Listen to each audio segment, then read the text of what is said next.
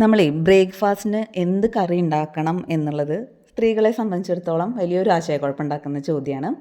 അപ്പം നമുക്ക് ഇന്ന് അപ്പത്തിൻ്റെ കൂടെയൊക്കെ കഴിക്കാൻ പറ്റിയ അടിപൊളി ഒരു ഗ്രീൻ പീസ് കുറുമ എങ്ങനെ ഉണ്ടാക്കണമെന്ന് നോക്കാം.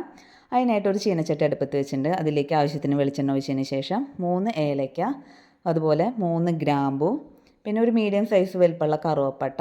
ഞാനിവിടെ ചെറുതായതുകൊണ്ടാണ് 2-3 ചെറിയ കഷ്ണങ്ങൾ എടുത്തിട്ടുള്ളത്.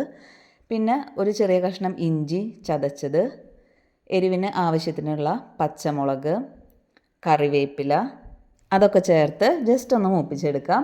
പിന്നെ നമ്മൾ അതിലേക്ക് ചേർക്കുന്നത് ഒരു വലിയ സവാളയാണ്. അതിലേക്ക് കുറച്ച് ഉപ്പും കൂടെ ചേർത്ത് ഒന്ന് വഴറ്റിയെടുക്കാം. അധികം വഴറ്റേണ്ട ആവശ്യമില്ല, ബ്രൗൺ കളർ ആവേണ്ട ആവശ്യമില്ല, ജസ്റ്റ് ഒന്ന് വാടി കിട്ടിയാൽ മതി. പിന്നെ നമ്മൾ അതിലേക്ക് ചേർക്കുന്നത് ഒരു 1/2 ടീസ്പൂണോളം കുരുമുളക് പൊടി, എരിവ് നോക്കിയിട്ട് ചേർക്കണേ. പിന്നെ കുറച്ച് ഗരം മസാല, ഇതും കൂടെ ചേർത്ത് ആ പൊടികളുടെ പച്ചമണം മാറുന്നവരെ ഒന്ന് വഴറ്റി കൊടുക്കാം. നമ്മളിതിൽ മുളക് പൊടി ചേർക്കണില്ല കേട്ടോ.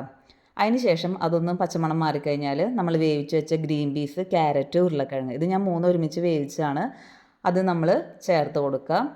എന്നിട്ട് പിന്നെ നമ്മൾ ചേർക്കണത് എന്താണെന്ന് വെച്ച് കഴിഞ്ഞാൽ നമ്മൾ കുറച്ച് നാളികേരം, പെരുംജീരകം ചേർത്ത് നന്നായി പേസ്റ്റ് പോലെ അരച്ച് വെച്ചിട്ടുണ്ട്. നമ്മൾ ആ മിക്സ് നമ്മൾ ഇതിലേക്ക് ചേർത്ത് കൊടുക്കുകയാണ്. ആ മിക്സിയിൽ ബാക്കിയുള്ളത് നമ്മൾ കുറച്ച് വെള്ളം കൂടെ ചേർത്തിട്ട് അതിലേക്ക് ഒഴിച്ച് കൊടുക്കുന്നുണ്ട്. നമുക്ക് ഗ്രേവിയുടെ തിക്നെസ് എത്ര വേണ്ടതെന്ന് വെച്ച് കഴിഞ്ഞാൽ നമ്മൾ എന്ത് ചെയ്യണം, കുറച്ച് തിളച്ച വെള്ളം കൂടെ നമുക്ക് ആഡ് ചെയ്ത് കൊടുക്കാം.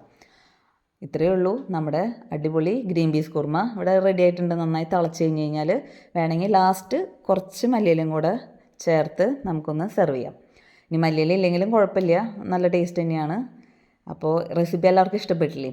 നമുക്ക് പെട്ടെന്ന് ഉണ്ടാക്കിയെടുക്കാം. അപ്പോൾ എല്ലാവരും ഒന്ന് ട്രൈ ചെയ്ത് നോക്കിയിട്ട് നിങ്ങളുടെ കമൻറ്റ്സ് അറിയിക്കാൻ മറക്കല്ല കേട്ടോ. വീഡിയോ ഇഷ്ടമായാൽ എല്ലാവരും ലൈക്ക് ചെയ്യുക, ഷെയർ ചെയ്യുക, കമൻറ്റ് ചെയ്യുക, സബ്സ്ക്രൈബ് ചെയ്യുക. നമുക്ക് വീണ്ടും അടുത്ത വീഡിയോയിൽ കാണാം. താങ്ക്